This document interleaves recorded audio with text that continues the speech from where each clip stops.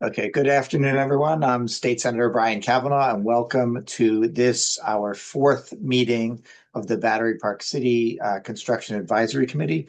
It is May 15th around 3 p.m. for those who might be watching this at some later date online. This meeting is co-convened by the offices of Congressman Dan Goldman, Assembly members Fall and Glick, Borough President Manhattan Borough President Hoylman-Sigal, Councilmember Chris Marte, and Community Board 1, and of course the Battery Park City Authority. These meetings are recorded and posted both on YouTube and on our Senate website. As a reminder, the purpose of these meetings is to address issues directly related to ongoing construction in Northwest Battery Park City Coastal Resiliency Project. So there are many other concerns related to the area and perhaps to the purpose of this project, but those are not the subject of this particular forum. And again, our goal is to provide updates regarding construction and real-time information about what people have experiencing, updates from environmental monitors, and some time for community stakeholder discussion. So if any of the co-conveners or any of the co-conveners want to just say anything preliminary? Okay, so hearing none. We do have a robust agenda today. Our last meeting was on March 20th, and I know that members of the CAC have worked with our elected offices underneath Battery Park City to address some of the concerns that were raised at that meeting. We heard last time about some ongoing questions about wayfinding and signage near the site, and Battery Park City Authority's communication and engagement plans regarding, construction that might be coming up soon, air monitoring plans and environmental impacts of construction and certain pinch points, and concerns about the new Rector Place Plaza being closed. We know there's a number of new concerns have arisen since then. Particularly, there's been a lot of discussion about trees being removed and dust and noise exceedances, and some other issues about how much notice people get before the loss of certain public spaces like the dog run and the top lot, which I admit was a new phrase for me. But in any case, we understand there's been a lot of work going on. So without further ado, I'll turn it over to the Battery Park City Authority. Great. Thank you so much, Senator. I appreciate it. I'll get this up.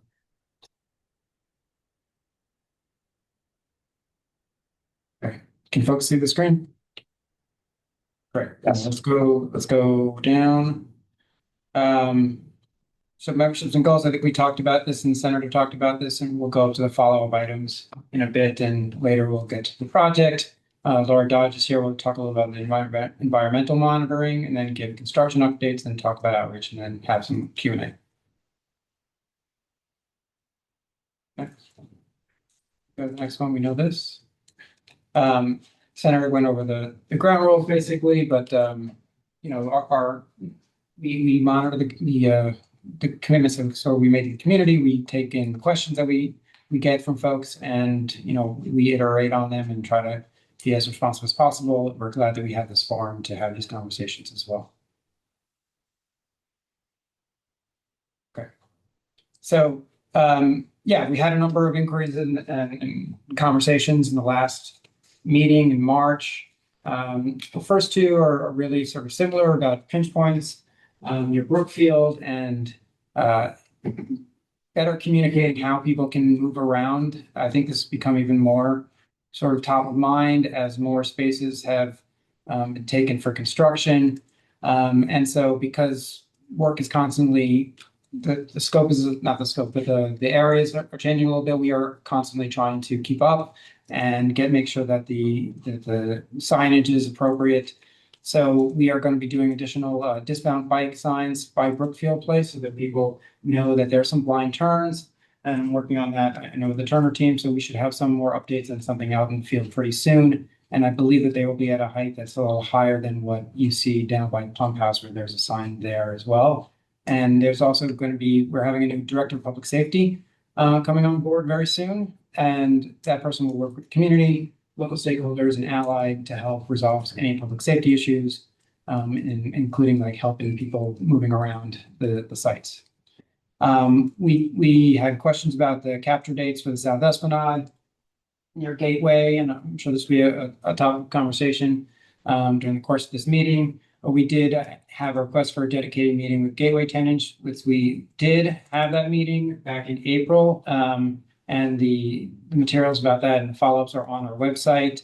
We also talked about Gateway work at the BPC committee meeting, CB1 in May earlier this month. And then, we've sent direct emails to Gateway Tenant Association and management about the upcoming construction activity, so folks are aware of that. And we'll be doing additional notifications next week, postcards, posters, etc. So this is what came in over the last couple of months since the last CAC. I think, as the senator alluded to, we've heard a lot about tree questions and impacts. That made up the bulk of, or the majority of what we heard since the last CAC, and it's really like we received almost as many tree impact questions as we had previously from the beginning of the project until now. So that was a hot topic, and we'll get into that in a minute. There were questions about the schedule, certainly around Gateway, some around Reach 7, South Cove as well, and we've had questions about environmental mitigation, which we'll get into a little bit later. And I'm glad to say that the mitigation reports are now on our website. So why don't we keep moving?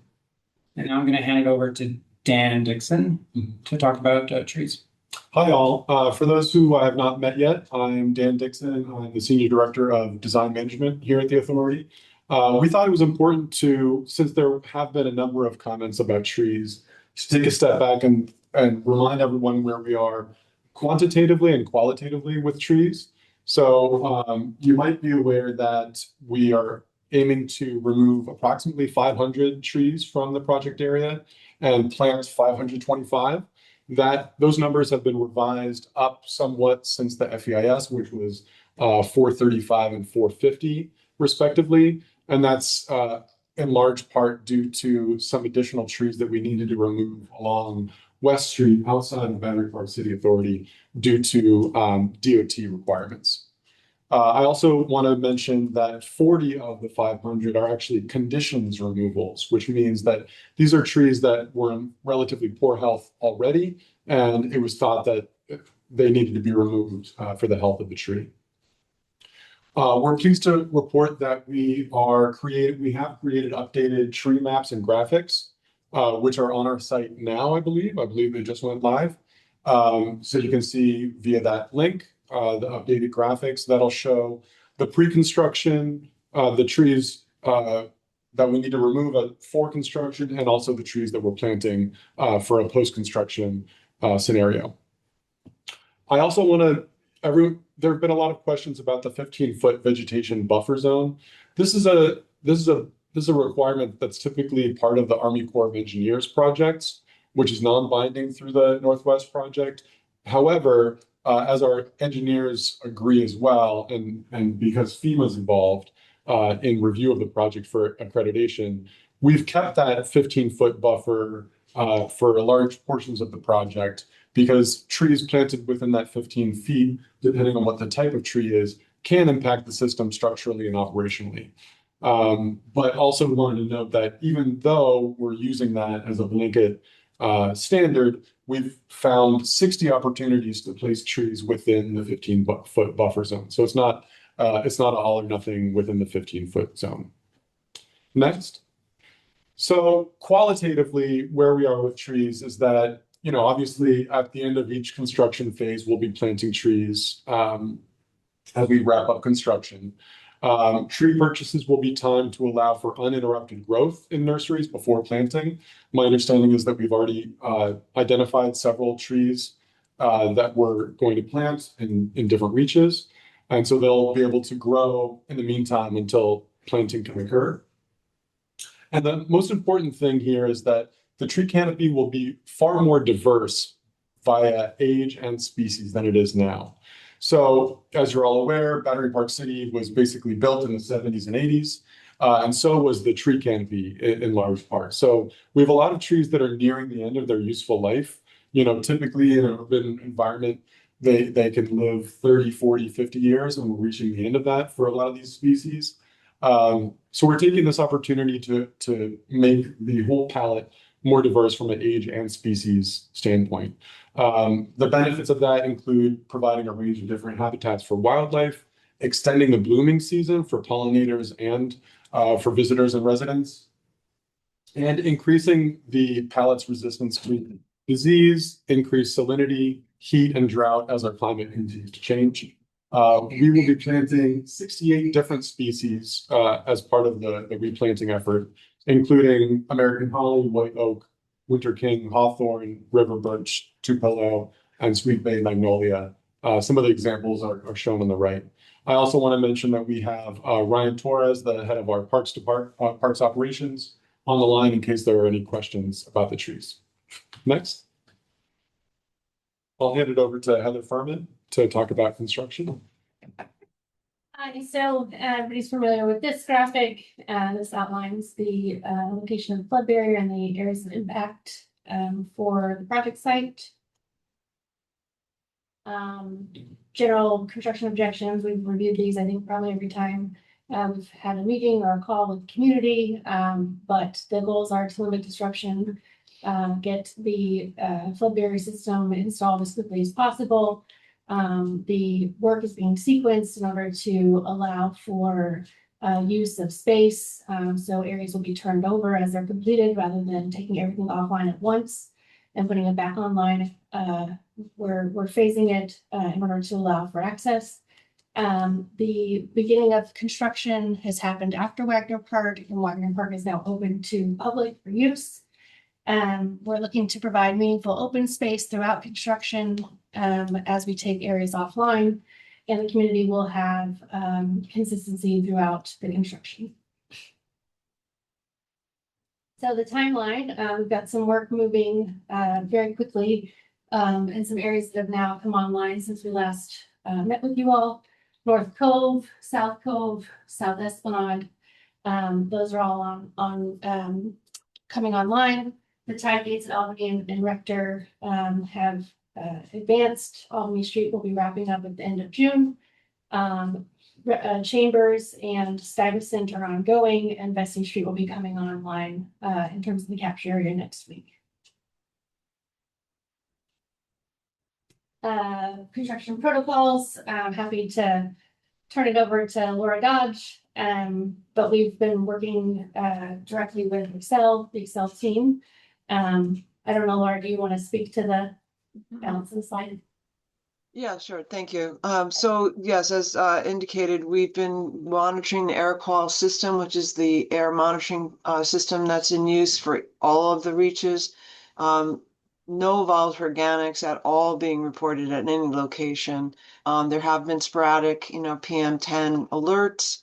That's the point at which best management practices have to be sort of upped in terms of wetting of soils, and then occasional sporadic PM10 exceedances, at which point work stops, evaluation of what's going on, if there needs to be a tweak to the procedures, which in most cases hasn't happened because of the nature of the work. So the resolution is to let the levels die down and increase, wetting, which is the primary best management practice right now for dust suppression. Fewer PM 2.5, but those happen occasionally also. I mean, one of the issues, I guess, is just essentially trying to utilize methods for dust suppression that are going to be effective over larger areas. And that's something that, we're going to be making recommendations on. Some of the work areas, when work stops, we see wind picking up dust occasionally too. And that's another thing that we're going to be speaking with the team about. But they're very responsive. Anytime there's an alert, which is not the action level exceedance, it's just basically the first, level of concern, not above action levels, but just saying, hey, something's going on. We do see actions being taken. We know that there's some concerns that perhaps the wetting isn't obvious. And so we did do an inspection of the active work areas 1, 5, and 7. And we can understand how that perception might be there. During active work, there is wetting going on where it needs to be. So, but I think that for the larger areas, it's something that maybe we want to take a little closer look at, best management practices, just to make sure going forward, there's not any larger concern.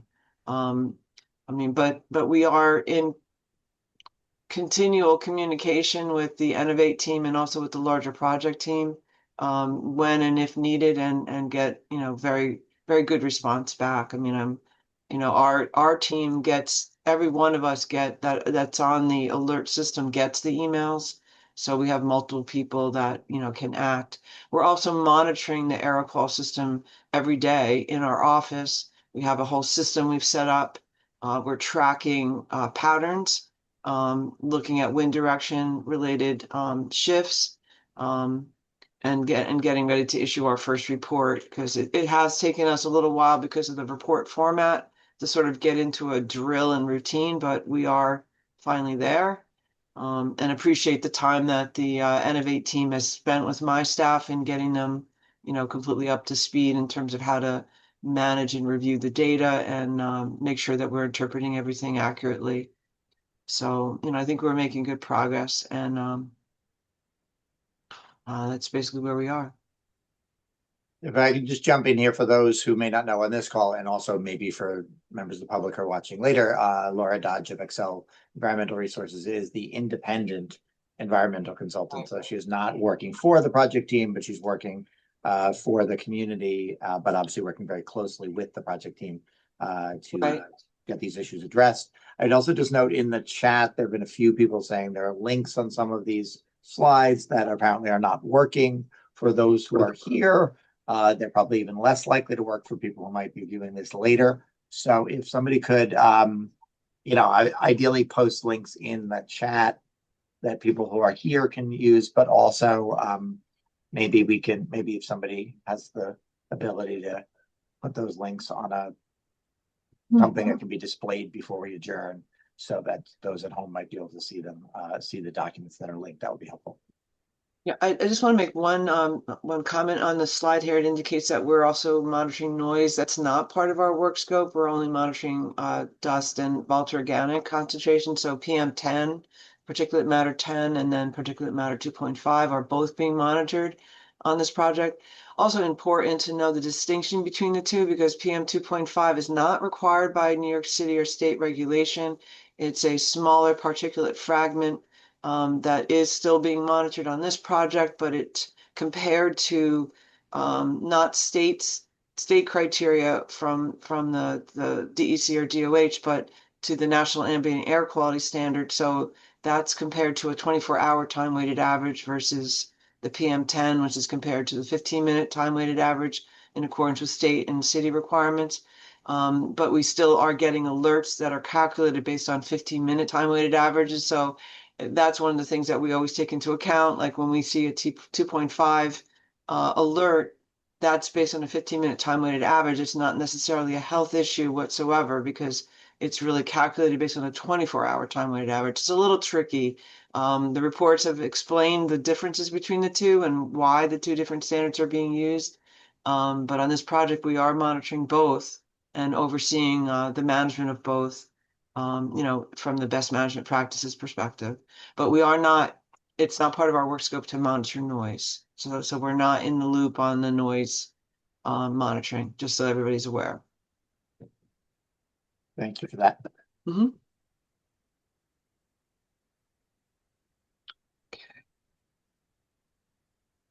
Thanks, Laura. So moving on to the upcoming construction work. As I mentioned, we've brought Reach 7 online. Work at the North Cove, Reach 5 continues. Albany Street will be wrapping up at the end of June. Rector Tide Gate capture area has been completed, and work will start there.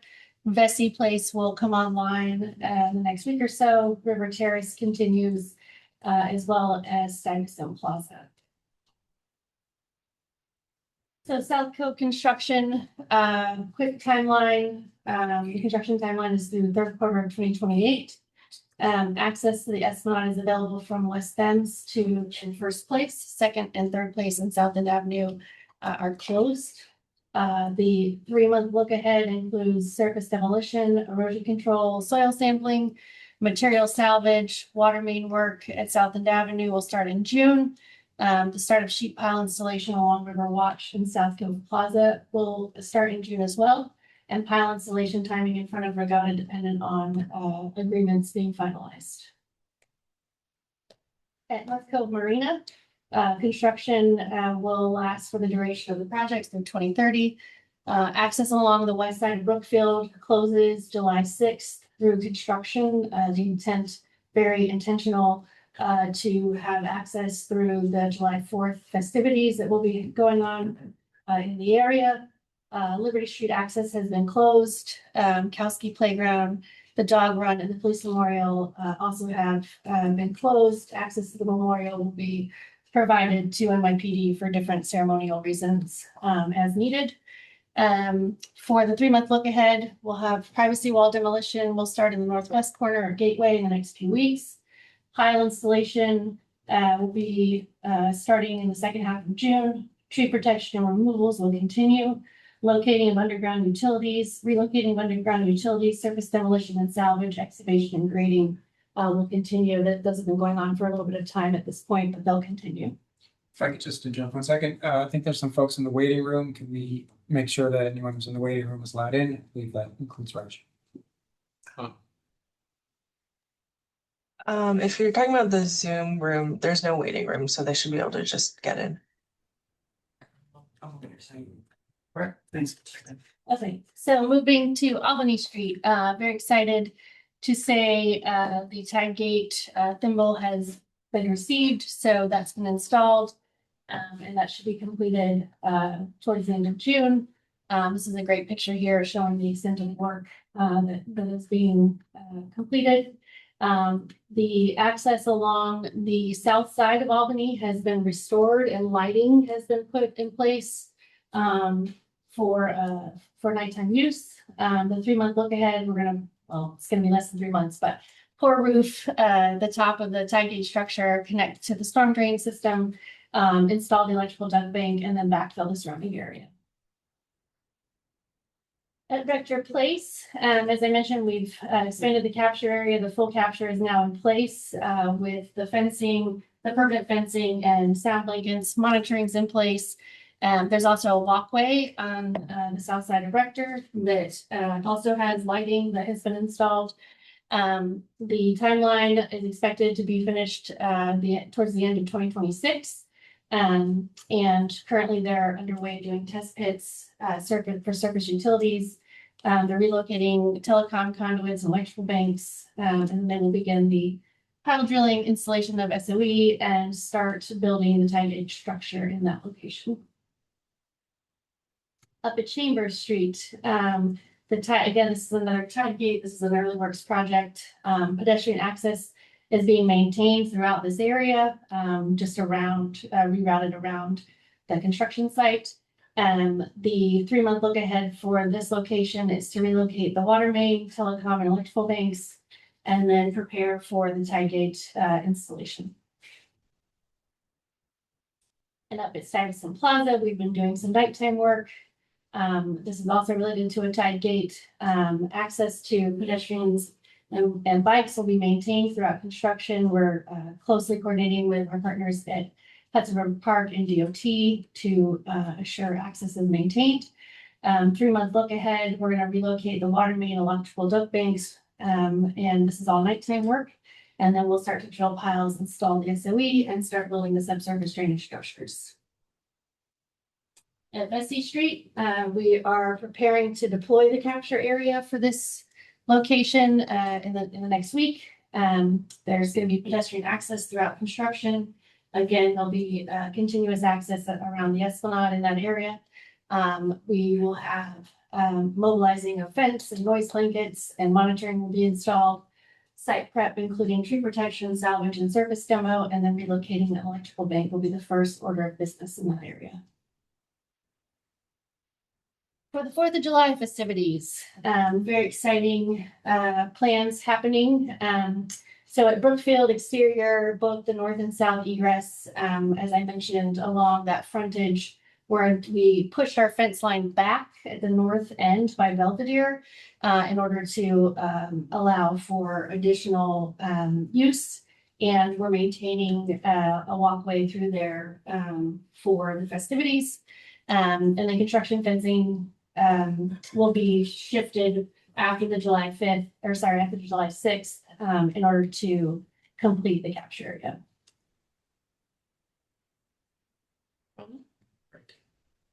So, so we want to talk about that outreach we've been doing. We had, as many of you are aware, a virtual info session back in March 11th. We also went, as I mentioned earlier, to the Gateway Tennis Association April 23rd and to the BPC committee on May 7th. In the meantime, we've had consistent communications with all the different building management, condo boards, for surveys, for access agreements, easements, and upcoming closures and impacts. And then we are also talking to organizational stakeholders and agency stakeholders, Brookfield, BMCC, HRPT, Port Authority, city agencies like DOT and DEP. We have an upcoming meeting, the last meeting about the street ends on Albany and Rector. That's coming up on May 20th. We'll show some proposed designs. In the meantime, you know, we are doing the construction newsletters that they seem quite popular. I think the open rate on that is almost 50%, which is incredibly high. So people are reading it. We've got 997 people subscribe right now. So we're three-way for 1,000. So if you can tell people, we can get that past there today. We've been doing the drop-in sessions on Tuesdays and Fridays. The website is consistently being updated. We have materials at some events. We were at the Cougar Run with the ISM 89, and I think we had folks at the farmers market as well. So Michael and his team have been out there, and he can maybe speak a little bit more about the bike and the other outreach he's been doing in a minute. We have flyers in buildings. We've done direct mailings. We're going to continue to do so going forward as well. And then, of course, to CB1. Next slide. So we should talk about sort of when the next CAC meeting is. Obviously, the goal is to have it every 2 months. We're running into the summer soon, so just want to hear from folks about what they feel is they can do, if we can do a summer one or not. We're happy to work with everybody. And again, I think obviously we can adjust the cadence of these meetings as necessary. There's a lot of work going on, so I understand that keeping it to this pace at the very least is appropriate, but happy to have that conversation as well. And yeah, so now thank you very much. Want to turn this over to everybody, have a conversation. And I know that Roger joined, if you want to say a few words, or if the senator wants to start. So Yeah, Roger, you want to jump in here? Yeah, hi everybody. Sorry I'm joining late. Good to see everybody. Thanks, Senator Kavanagh, for organizing us again. No, I think we should turn over to questions. I wanted to thank everybody for joining, and we're obviously at a different phase of the project. We're excited to see things moving, but understand there's new questions that come up. So just eager to hear people's thoughts and questions. Great. So this is just conscious that this is hybrid. And there are people in the boardroom there. Maybe you could raise actual old school hands if you have a question. And then if people want to raise their virtual hands on the screen, we'll just field them as they come. Or perhaps we've addressed all issues.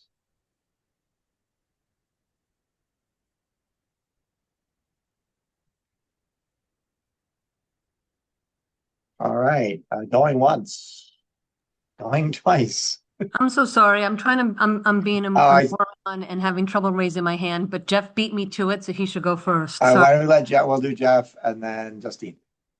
Question I have is about nighttime work. I understand that generally speaking, we're not doing nighttime work except as it may be required by Con Ed or DOT. And I got a question yesterday about some nighttime work going on South End Avenue. I know there were Con Ed trucks out there.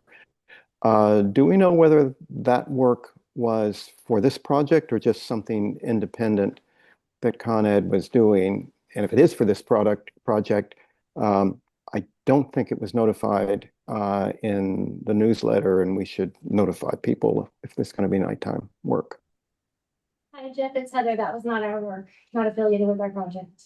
Okay. That's what I figured, but I just want to be able to answer the question that came to me. Thanks. Yeah, fair question. Great. Justine? So much. And this might be more for the BPCA and also Laura Dodge. Thank you, all of you, for everything you've been doing through all of this. I just go back to the dust factor, and I have just been receiving, plus I think there's been a chatter on WhatsApp, but I've been receiving emails and questions about, I guess it's after hours dust as well as during the day, because I think you do water it down, or it does get watered down during the day. What can be done to protect people after hours? If no one's there to water down the dust, that's not going to happen. Are there any precautions? And that's question one, what happens after hours when the wind blows? Because it's Battery Park City and the wind is always blowing. That's one question. And second question is what happens or what can be done, whether it's different kind of filters or different kind of screens or something that the condos and the residential buildings and of course the office buildings too, all the businesses can have as protection against the dust. That's two.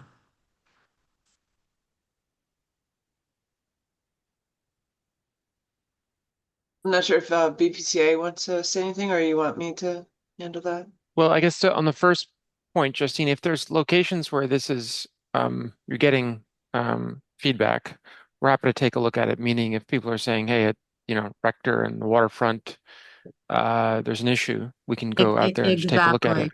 That's the place. Yep, that's what I'm Is hearing. that the place? Yes, it is. Okay. All right. So let us go out there and have a conversation with the team. I don't know if Heather, you want to add anything to that, we can try to understand better what's going on as a first step, and then see if we can do anything about it. Sounds like a plan. Thank you. And if it's after hours, though, what can possibly be done? Anything? I don't even know. Well, yeah, let us try to understand what's happening. I mean, if there's any way that we can, spray it down at the end of the shift, or if there's any tarping that we can do, we'll look into those things. So Okay, thank you. Yeah, Laura, I did you have anything to add? Yeah. Yeah, I can say that it hasn't been often, but it's been every once in a while, and it is something that I think I wanted to discuss with the team. And as Raju indicated, there are possibly things that can be done just to minimize the potential, but it hasn't been like a consistent issue. I mean, again, we get all the alerts if there is any exceedance, and it's not like an every day or every night or every weekend thing, but a periodic thing. So I do think there's, discussion that we can have. Appreciate that. I appreciate the discussion. I appreciate also guidance then. I mean, Right.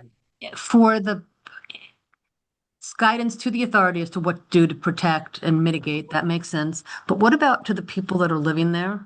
What is the best practice, if any, that can be shared with them to say, hey, this is what's going to do the best job in protecting you? Change have your building or lobby your building to have the air filters changed regularly. I don't know what it is. I'm a hypochondriac nut now, so I can come up with hundreds of things that would be how to clean the air. What's reasonable? Right. Let us have those conversations internally, and we can circle back, offline, relating to that. Yeah, and then Raju, I would ask that you guys think about what would be a public service announcement kind of thing, or the public officials with that information as to what you think is reasonable as a precaution for people. I mean, here it is. I guess I'm looking to you to be the government, which you are, the government agency, but I'm looking to you to be our guidance, because people will do different things based on their level of comfort or lack of understanding. And I'd like us to do better than the air is safe to breathe and the water is safe to drink, so come on home and rebuild Lower Manhattan. That's not who we are in Battery Park City. That's not who the Battery Park City Authority is. So let's not be that, okay? yeah, so I think thanks, Justine, for raising it. I know there's a long history of this issue downtown in particular, so I appreciate the sensitivity. So let us talk about that with Laura, and then we can circle up with the electeds as well and try to get a clear message out. Even if the project's not creating any issues, what people can do to manage indoor air quality as best as they can. Thank you so much. I really appreciate that. Yeah. No, and again, we do appreciate the sensitivity of this issue given the history here. So thanks for raising it. Other comments, questions? Tammy. Was there a dialogue anywhere or a question about two things? One, about for people who are asthmatic, getting mitigation efforts for filters for AC units on the lower floors who face the construction zone? That's one. I'll just give you three questions just to pop it out there. Two, Jeff Galloway provided an incredible opportunity for a way to reopen the dog run access. I'd like to hear an update on where that is. That's something that's very important for the community because it's already the largest topic, Raju, as you can imagine, as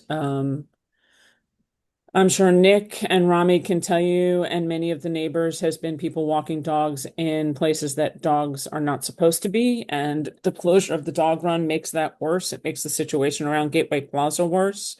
Pathways being severely reduced, the population of dogs is not.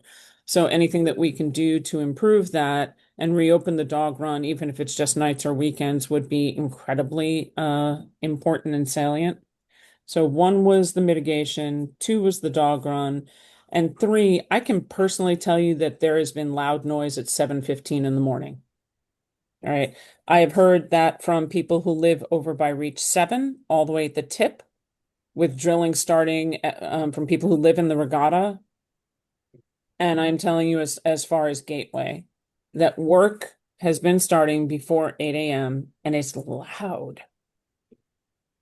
Work's permitted from 7 a.m. to 6 p.m. for DOB, Tammy, and we're not doing any drilling at Reach 7. So. But you are doing drilling over by Gateway, and it's 7:15 in the morning. It's rough. We're not doing drilling. We don't have any drill rigs on site.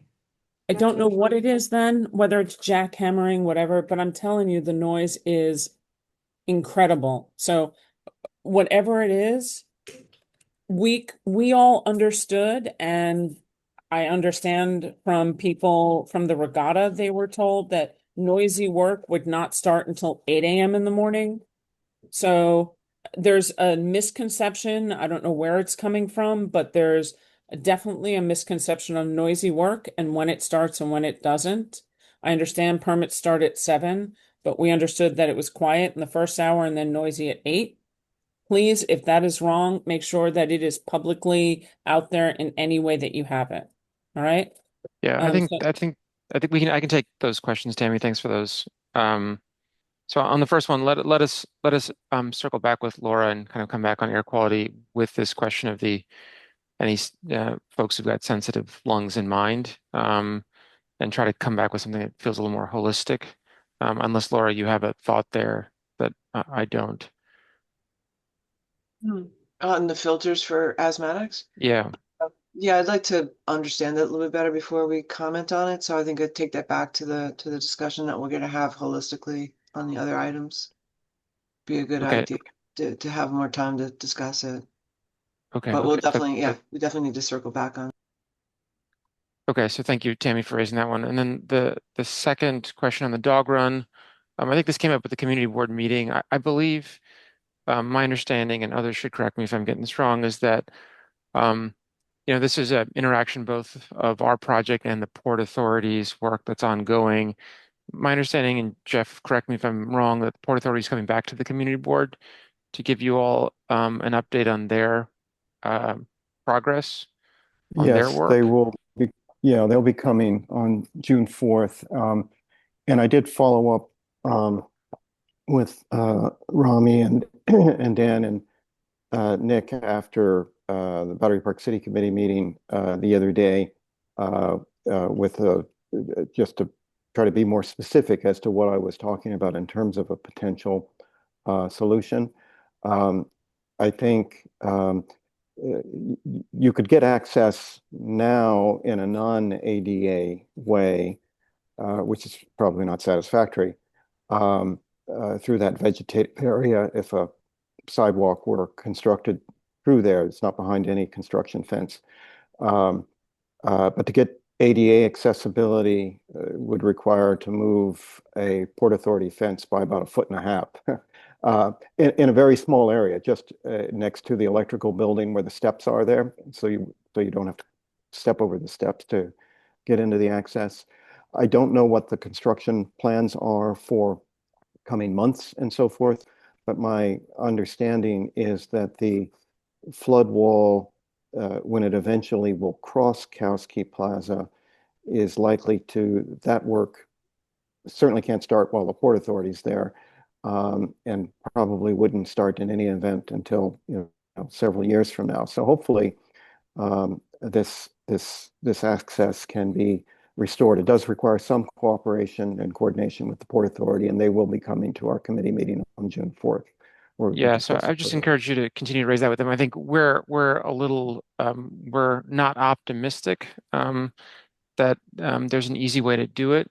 And we'll obviously need to work with the Port Authority to figure out how to get access there. And I just should note that, the flip side of the coin here is that, to the questions earlier about air quality and just general safety and noise, we also don't want to create conditions that are unsafe, even if they are sort of quote unquote publicly accessible, and create a sort of new challenge that way. So that's a little bit of the sort of, damned if you do, damned if you don't situation around some of these questions. So I think we want to be really mindful that we're not going to end up creating a situation that is problematic down the road. Raju, I think we are creating one. That's part of the problem. That's where I'm trying to get to. We are creating a problem of sanitary conditions without the dog run, and we're squeezing all the people into a much smaller space for pedestrians walking. The amount of dogs and the sanitary needs of dogs in the summer, it's just, there's a safety issue that you're kind of having, because now we have dogs on the grass, right? That is designed for people and kids peeing and pooping. It's not all picked up. And it's a hotbed issue in the community that is loud and has taken up months of our time. So yes, we hear what you're saying, but we're trying to find pathways that at the end of a day that perhaps could be reopened to alleviate and take that valve off. So it's not, it's where people live. There's all kinds of safety issues, and this one becomes a sanitary one as well. Yeah, that's a good point, Tammy. And I'm happy to do a site visit with you all at the authority and construction team to sort of demonstrate what I'm talking about, and be prepared to be persuaded that it's practical or impractical. On the diversion of, sorry to sort of take out a term, but Tammy made me think of something that I neglected to mention before, and I don't know what the solution is, but the traffic that used to be on the Esplanade in front of Gateway around to North Cove, can't go there anymore. And so they go up to South End Avenue from Albany Street up to South End Avenue and along that very narrow sidewalk on South End Avenue between Albany and Liberty. And I'm talking about runners, dog walkers, plus the ordinary traffic that's on that narrow sidewalk. I'm not sure what the best solution, I'm thinking particularly of the runners, what the best solution is.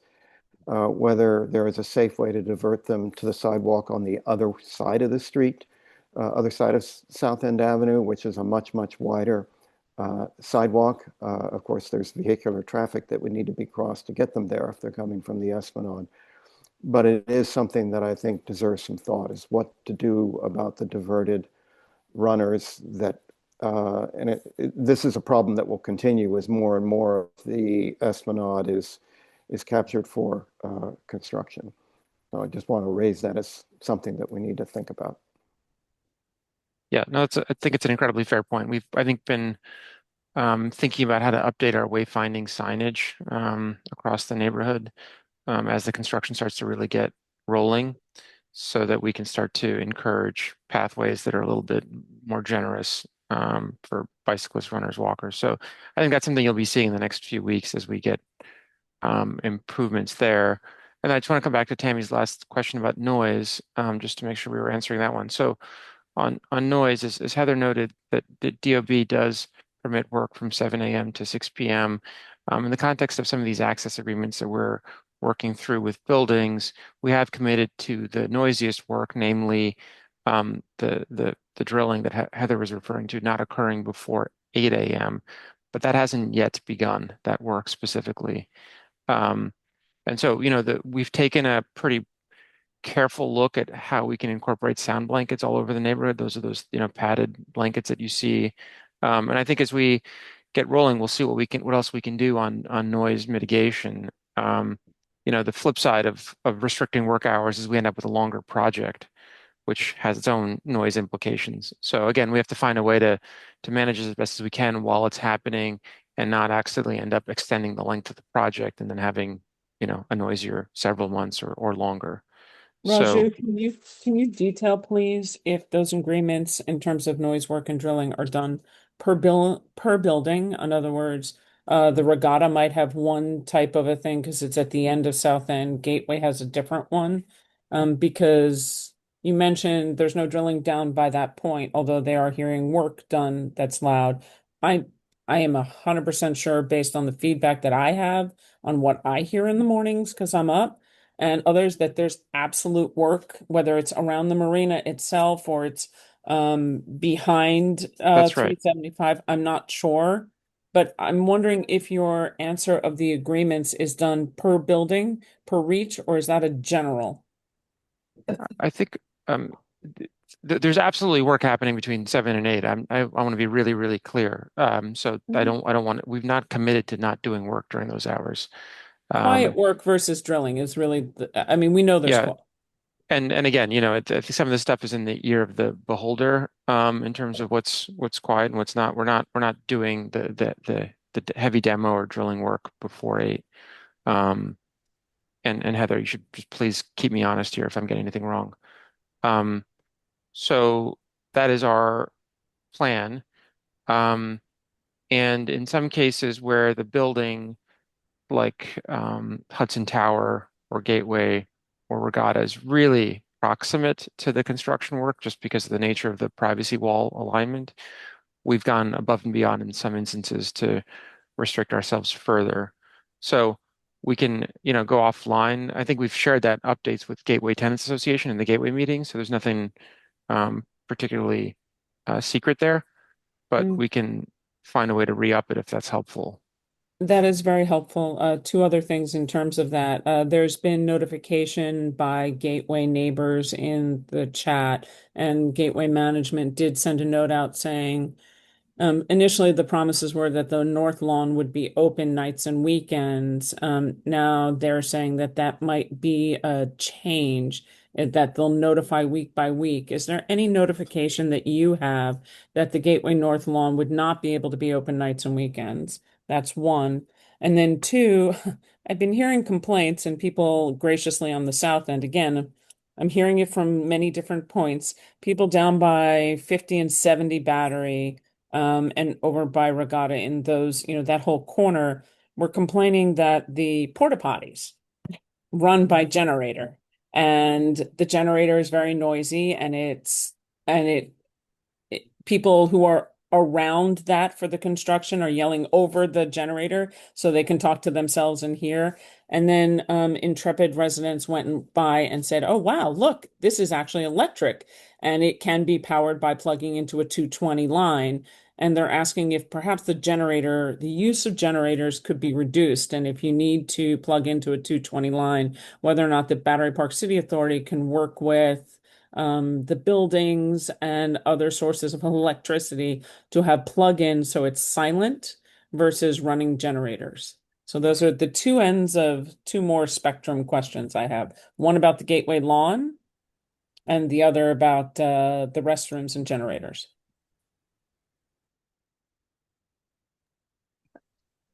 I would defer to the folks in the BPCA boardroom on the Gateway lawn. I don't have any updated information there. No, the only thing I would offer is the Gateway lawn is managed and maintained by Gateway, so you'd have to talk to your management team there. We're not aware of any considerations that you just mentioned. We're not involved with the day-to-day on the lawn. But from my understanding from the notifications that come from the authority, the work that you're doing, right, around the wall is work that's done during the day. And I guess my question is, we're looking for updates on accessibility and access. So that goes, access out to wherever. And so when you do your construction updates, will you be including in the fact that, for example, the dog run is closed, the tot lot is closed, that lawn would be accessible or not? Again, that's yeah. Gateway's lawn, so it's not Battery Park City's. We'll do our best to share any updates we have, but we don't want to speak on behalf of others like the Port Authority or LaFrac here because we end up in a situation where then we're held accountable to something we don't control. So we'll do our best to be open about anything we're aware of, but again, these decisions aren't ours to make. So have you reached out to LaFrac, Tammy, to ask them? I know the Tenants Association is active, so I leave that to them. I've asked Okay. as an individual, but Yeah, we will be reaching out to them. Okay. We discussed that at a meeting earlier this week. Okay. Yeah. That's the trick we're in. We can't really speak on behalf of them and end up confusing people further by giving you the wrong information Right. or the not accurate information. And then on the generator, it's not something I'm aware of, so we can look into that unless anybody has an answer on the generator down at South Cove. We don't have an answer, but we'll follow up. Last two things I've heard since the last meeting. Okay. The battery, we were surprised to learn that Brookfield was installing a pedestrian connection, bridge in between the two buildings across North End Avenue. That was new news that nobody in the community had heard. We were looking at opportunities and places to add to the public spaces that were available for the public to do some things like a volleyball court, things like that. And, hopefully the end of North End Avenue would have been an option because Turner, when they came to the community board meeting, said they were not using North End Avenue as an access way for construction vehicles and that all their construction vehicles would be coming down through Liberty as a main entrance and ramp. So I was excited to hear that, thinking that we could have at least a little bit of real estate over there. But then we were told that that would be closed off for the Brookfield project. I understand it's not in relation to this, but it is in relation to public space access. So if at some point we could get some information on that, that would be really, really helpful to know. And then the situation for the lovely barriers that we have as to what potentially is the plan for improvements in the barriers at all locations. Right. There was originally, we were told that they were going to have artwork or design, and they wouldn't be standard necessary construction barriers that we have everywhere else in Lower Manhattan, like around Pier A and the Battery. It definitely provides a negative quality of life for air, light, and everything, even on nights and weekends when they're not in use.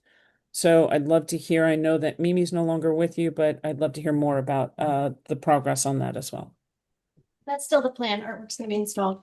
That's correct. I don't know that a volleyball court at the end of an active roadway in front of a very active receiving entrance to Brookfield would be appropriate. But again, nights and weekends.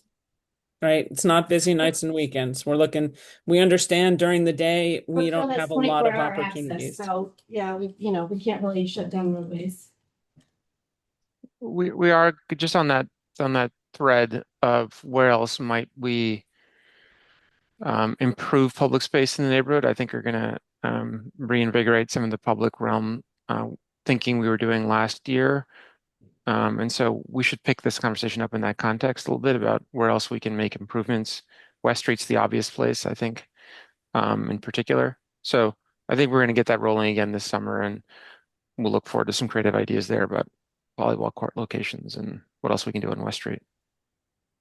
Great. Look forward to it. Thank you so much. I love your background there, Tammy. I didn't fully appreciate what was going on there. Yeah. Yeah.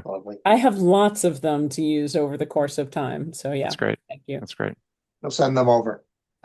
So we just noting that it is a couple minutes before 4, maybe 1 minute before 4, which is supposed to be our scheduled end time. Appreciate all the discussion. I will, to the extent there's some need to reach out to other entities like the port or LEFRAC. Obviously, the elected officials officers, I'm sure, our office, I'm sure the others would be happy to be helpful to back up, community trying to get concerns addressed there as well. So maybe we can follow up offline on that. Do we need help from Eli? He was going to run over with me. No, it's okay. Excellent. And there was Rami had asked the question, thrown the question out there about whether we want, given the summer, do we want to continue this on a 2-month cycle? We may not resolve scheduling a specific date during the course of this call, but just generally speaking, are we looking to, do people expect we'd be looking to do another of these meetings in mid-July? I think that makes sense. The construction's really going to get going even more in earnest over the next couple of months. So issues are likely to come up.